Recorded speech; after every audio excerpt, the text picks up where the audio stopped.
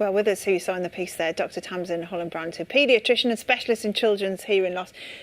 What struck me about this is, given I'm pregnant, I didn't actually know anything about this. No, nobody Why does. is that? Yes, it's not well known about, and it's great that we're sort of getting the message out there for, because it's very, very useful for pregnant women to have awareness that this is a very common virus, harmless to the rest of us if we get it as a cough or a cold, but for pregnant women, then there's the risk that it might affect your unborn child. Not every time. Even if you get that virus, it doesn't necessarily mean that the baby will get it. But if they do, they can get a spectrum of illnesses. So they can actually be very mildly affected and have barely any symptoms at all. Or they can be quite severely affected.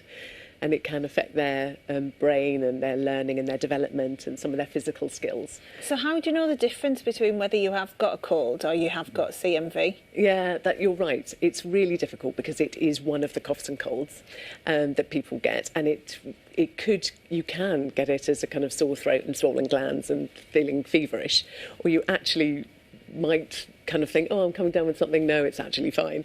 And so the thing is that pregnant women can avoid it because the research has shown that it's pregnant women who have contact with young children, because young children are the petri dishes that they are. We get it with constant coughs and colds, and so it's really common for women who are constantly in contact with children's bodily fluids. So if you're changing children all the time or cleaning them, then if you just wash your hands really well after that, and then if you've got a toddler at home, then try not to share their drinks and food at the table.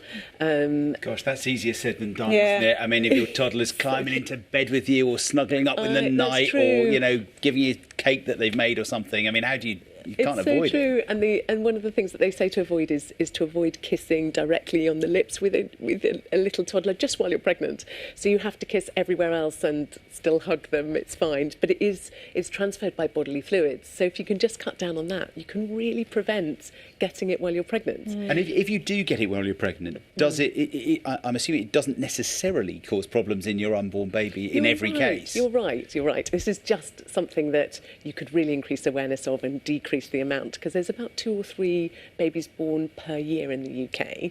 2 or 3 babies born every day in the UK, which ends up being just under 1,000 a year. And so it's quite prevalent. But yes, you're quite right. It's quite difficult to.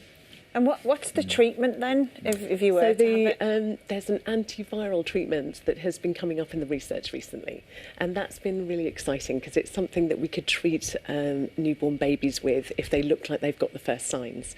And if a child's very severely affected or very mildly affected, the one consistent feature, or the most common feature that we see, is that they get a bit of hearing loss.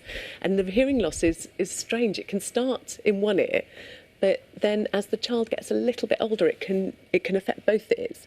And so it's a deteriorating hearing loss. So it can also start as a mild hearing loss and become severe. So what the treatment can do is, it seems that it gives the child a chance to stop that in its tracks, to stop the hearing loss from getting any worse. So if you can prevent a child from getting a severe hearing loss, then you can really give them better life chances, because we've only been doing the newborn hearing screen for 15 years.